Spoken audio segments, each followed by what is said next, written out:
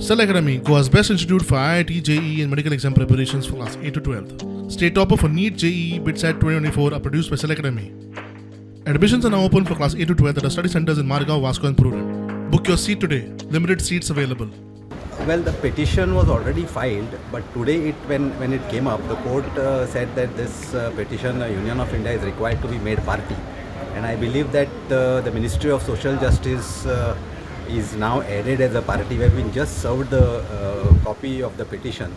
The scope of petition originally looked like it is for the physically disabled, particularly blind persons issue for traveling in the buses, etc.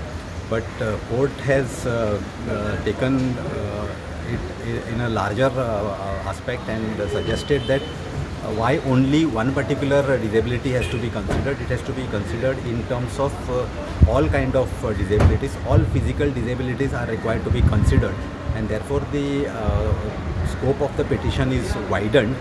We have just been served a copy. We will get back once we get a response from the ministry. We will file some response to the petition. But basically, this is the scope that in transport system of the state of Goa, how best facilities can be made available for the physically disabled persons.